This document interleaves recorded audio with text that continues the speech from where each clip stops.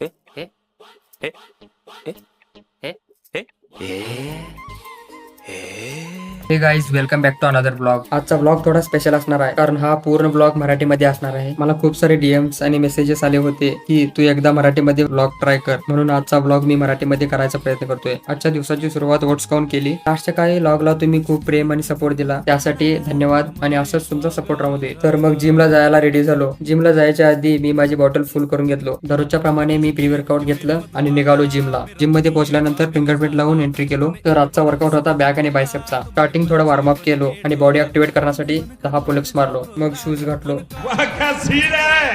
Back वर्कआउटची सुरुवात lat पुल डाऊनच्या 3 सेट्सने केली. त्यानंतर सिंगल आर्म लॅट पुल डाऊनचे 3 सेट्स मारलो. नंतर बार्बल रो मारायचा विचार केलो, पण वेट थोडं जास्तच होतं म्हणून बेल्ट वापरायचा विचार केलो. तर बेल्ट माझ्यापेक्षा मोठाच निघाला.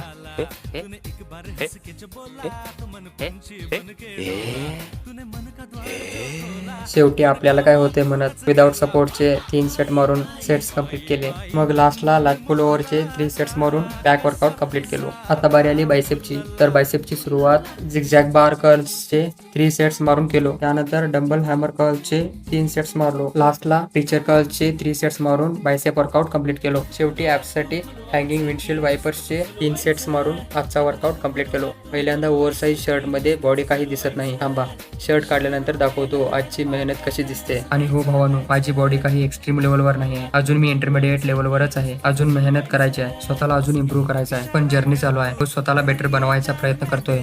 तर भावानो, आजच्या पुरते एवढंच आहे. आशा करतो तुम्हाला हा मराठी व्लॉग आवडला असेल. भेटूया पुढच्या व्लॉग मध्ये. तोपर्यंत आनंदी राहा आणि मेहनत करत राहा.